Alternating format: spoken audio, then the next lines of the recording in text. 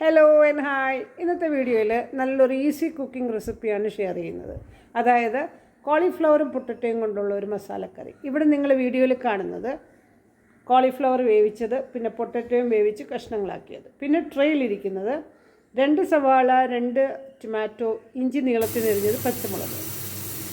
ഈ പാത്രത്തിൽ തിളച്ച വെള്ളത്തിലാണ് ഞാൻ കോളിഫ്ലവർ ഇതിർത്ത് ആദ്യമെല്ലാം വൃത്തിയാക്കി കഴുകി അതിൽ ഈ തിളച്ച വെള്ളത്തിൽ ഉപ്പും മഞ്ഞളും ഇട്ട് വേവിച്ചതാണ്. അതാണ് ഞാൻ മാറ്റി അവിടെ സോസറിൽ വെച്ചിരിക്കുന്നത്. അതിൻ്റെ വെള്ളം ഞാൻ മാറ്റി വെച്ചിട്ടുണ്ട്. കാര്യം ലാസ്റ്റിൽ ഞാൻ അതിൻ്റെ കുറച്ച് വെള്ളം എടുക്കുന്നുണ്ട്, അതുകൊണ്ടാണ് മാറ്റി വെച്ചത്. ഇവിടെ ഞാൻ പാൻ വെച്ചിട്ട് 2 ടേബിൾ സ്പൂൺ വെജിറ്റബിൾ ഓയിലാണ് ഒഴിച്ചിരിക്കുന്നത്. അതൊന്ന് ചൂടായി വരുമ്പോൾ നമുക്ക് 1 ടീസ്പൂൺ നിറച്ച് നല്ല ജീരകം ഇടാം. നല്ല ജീരകം ഇട്ട് അതൊന്ന് പൊട്ടുമ്പോൾ നമുക്ക് നീളത്തിനരിഞ്ഞ ഇഞ്ചിയും പച്ചമുളകുമാണ് ഇട്ടത്.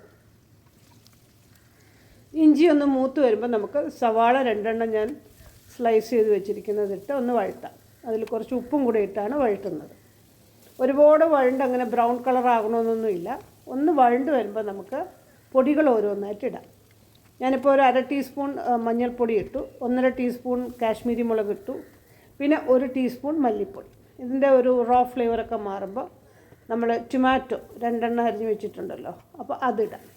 അപ്പോൾ അതും ഇട്ടൊന്ന് വഴറ്റി ഒന്ന് അടച്ചു വെച്ചൊന്ന് നമുക്കൊന്ന് വേവിച്ചെടുക്കാം. വേവിച്ചെന്ന് പറയുന്നത് ഒന്ന് വെന്ത് കുഴയണമെന്നൊന്നുമില്ല, ആവിയിലൊന്ന് സ്റ്റീം ചെയ്തെടുത്ത് ഒന്ന് ജസ്റ്റ് ഒന്ന് അതിൻ്റെ ഒരു പരുവത്തിനാകുമ്പോൾ നമുക്ക് കോളിഫ്ലവർ ഇടാം. അപ്പോൾ കോളിഫ്ലവർ ഇട്ട് ഇളക്കുമ്പോൾ അത് പൊടിഞ്ഞു പോകാതെ സൂക്ഷിക്കണം. ശരിക്കും ഇതിൻ്റെ ഒരു ഹൈലൈറ്റ് എന്ന് പറയുന്നത് കോളിഫ്ലവറും പൊട്ടറ്റോയുമാണ്. അപ്പോൾ നമുക്ക് കോളിഫ്ലവർ ഇട്ട് നന്നായിട്ടൊന്ന് ഇളക്കി യോജിപ്പിക്കാം. അപ്പം എൻ്റെ കോളിഫ്ലവറിൽ പൊട്ടറ്റോ ഒന്ന് വെന്തുപോയി, ഓവർ കുക്ക്ഡായി. അതുകൊണ്ടാണ് അത് ഇത്തിരി പൊടിഞ്ഞു പോകാതെ നമ്മൾ സൂക്ഷിക്കണം. അതിൻ്റെ ഒരു ഭംഗിയും കറിയുടെ ഒരു ഭംഗിയും അതാണ്. നമ്മുടെ കോളിഫ്ലവറും പൊട്ടറ്റോയുടെ കഷ്ണങ്ങളൊക്കെ കാണുന്നതാണ് ഒരു ഭംഗിയും. അതുപോലെ തന്നെ ടേസ്റ്റിനൊട്ടും കുറവില്ല. അപ്പോൾ നമ്മളിതിൽ നന്നായിട്ടൊന്ന് ഞാനൊന്ന് ഇളക്കി യോജിപ്പിച്ചതിന് ശേഷം ഇതിൽ 1 ടീസ്പൂൺ ഗരം മസാല, പിന്നെ കുറച്ച് ഉപ്പും കൂടെ വിതറുന്നുണ്ട്. അതിനൊക്കെ കാര്യം പൊട്ടറ്റോയിൽ കുറച്ച് ഉപ്പ് വേണമല്ലോ, പിടിക്കണം. അപ്പം അതും കൂടെ ഒന്ന് ഇളക്കി എല്ലാം കൂടെ ഒന്ന് യോജിപ്പിച്ചിട്ട് കുറച്ച് വെള്ളം, ഞാൻ മാറ്റി വെച്ച വെള്ളം ഇതിൽ ചേർക്കുകയാണ്. നിങ്ങൾക്ക് ഗ്രേവി വേണ്ടെങ്കിൽ ഒട്ടും ഓരോരുത്തരുടെ ഇഷ്ടമാണ്. ഞാനിത് ഇത്തിരി ഗ്രേവി ആയിട്ട് എടുക്കുന്ന കാര്യം ചപ്പാത്തി, ദോശ, പിന്നെ ആപ്പത്തിനൊക്കെ വേണമെങ്കിൽ എനിക്കിത് മോന് കുറച്ച് ഗ്രേവി വേണം, അതുകൊണ്ടാണ് ഞാൻ ഇച്ചിരി ഗ്രേവി ആയിട്ട് എടുക്കുന്നത്.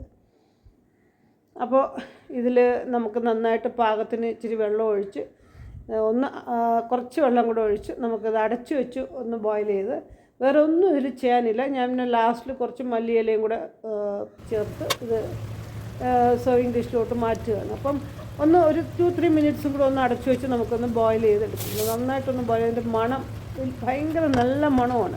അതുപോലെ തന്നെ ഇതിൻ്റെ ടേസ്റ്റും എന്തൊരു മണവും ടേസ്റ്റും എന്നറിയാം. നിങ്ങളത് ചെയ്യാത്ത ആൾക്കാരൊന്ന് ഇത് വെച്ച് നോക്കണം, ട്രൈ ചെയ്ത് നോക്കണം ഈ ഒരു രീതിയിൽ. ഞാനിനിയിപ്പോൾ ഇതൊരു സെർവിങ് ഡിഷിലോട്ട് മാറ്റുകയാണ്. വീഡിയോ ഇഷ്ടപ്പെട്ടാൽ തീർച്ചയായിട്ടും ചെയ്ത് നോക്കണം. ഇഷ്ടപ്പെട്ടാൽ like and share and subscribe ചെയ്യാനും മറക്കരുത്. Thanks for watching. ബൈ.